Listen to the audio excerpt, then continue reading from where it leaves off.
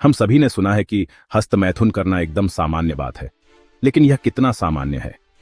एक दिन में कितनी बार इसे करने पर आप इसे लत मान सकते हैं? अगर आप इसे रोक नहीं पा रहे हैं तो क्या होगा? चलिए इन सवालों का जवाब देते हैं और यह भी जानते हैं कि आपको आज ही इस आदत को क्यों छोड़ना चाहिए, जो दिखने में सामान्य लगता है पर आपके जीवन के लिए एक जाल है। आपको पहले से माफी चाहता हूं कि मैंने आपकी ध्यान खींचने के लिए थोड़ा बढ़ा चढ़ाकर बताया, लेकिन यह 21वीं सदी की एक ऐसी समस्या है जो हमारे युवा और वयस्कों को कमजोर और निस्सहाय बना देती है।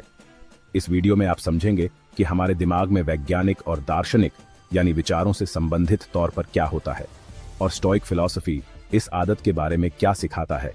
हमारी चैनल को सब्सक्राइब करें और बेल आइकन को दबाएं ताकि आप कोई भी अपडेट मिस न करें।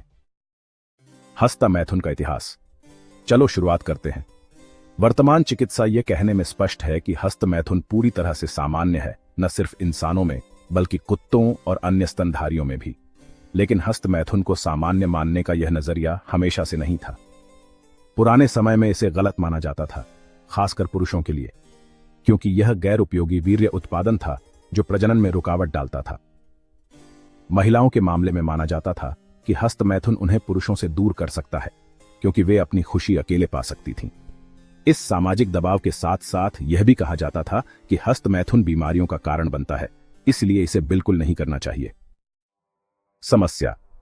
French institute of health and medical research ने निष्कर्ष निकाला है कि पुरुषों के मस्तिष्क में ऑर्गेज्म के बाद यौन इच्छा कम हो जाती है। सेरेब्रल कॉर्टेक्स, जो कि सचेत विचारों के लिए जिम्मेदार होता है, ऑर्गेज्म के बाद आराम करने लगता है। यह इच्छा को कम करने के साथ साथ नींद को भी आसान बनाता है।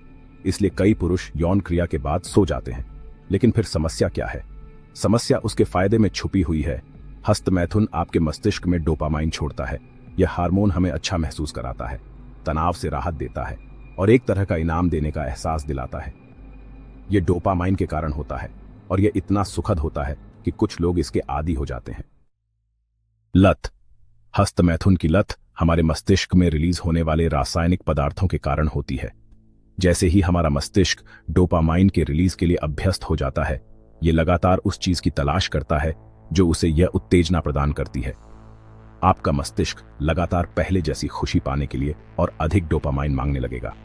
यह एक चरम बिंदु पर पहुंचता है जब आपका मस्तिष्क महसूस करता है कि डोपामाइन की रिलीज अत्यधिक हो रही है और इसे रोकने की कोशिश में रिसेप्टर को ब्लॉक करना शुरू कर देता है।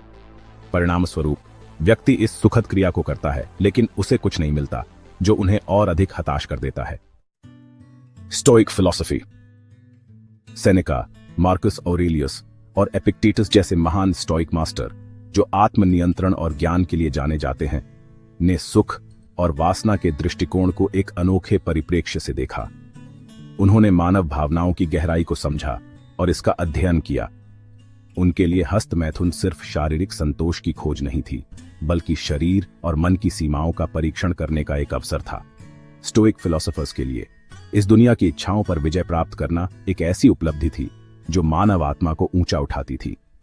एपिक्टेटस ने कहा था कि एक अच्छा व्यक्ति वही है जो सुख की रातों की बजाय आत्मनियंत्रण में विश्वास रखता है। इस संदर्भ में आनंद का सही आनंद लेना, उसे समझना और नियंत्रण में रखना, वह है जो किसी को उच्च स्तर की आत्म जागरूकता तक पहुंचाता है।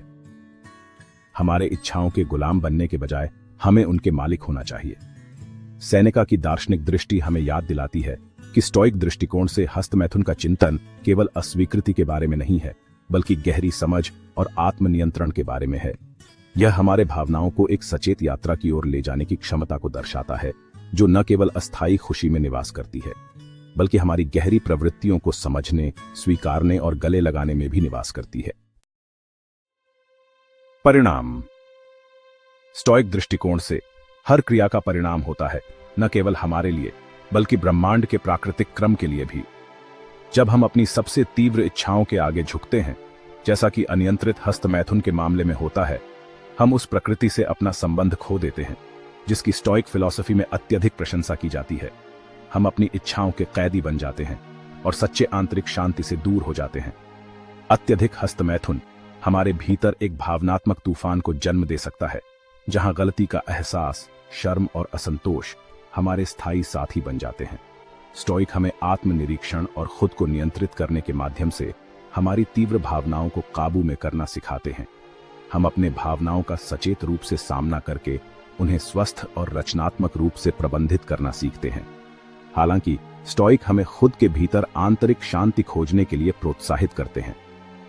सच्ची संतोष हमारे आत्मनियंत्रण में निहित होती है और हमारी क्षमता में होती है कि हम सरल और नैतिक चीजों में खुशी पा सकें।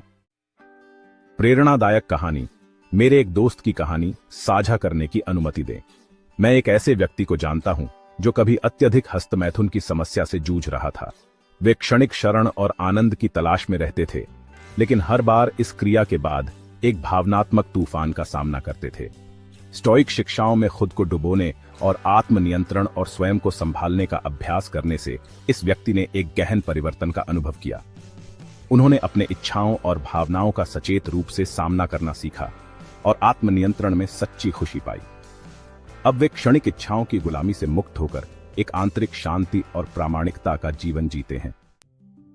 निष्कर्ष, सच्चा संतोष हमारे गहरे सिद्धांतों और मूल्यों के अनुरूप जीवन जीने में होता है। जब हम क्षणिक इच्छाओं के आगे झुक जाते हैं तो हम जीवन में जो वास्तव में मूल्यवान है उसे खो देते हैं।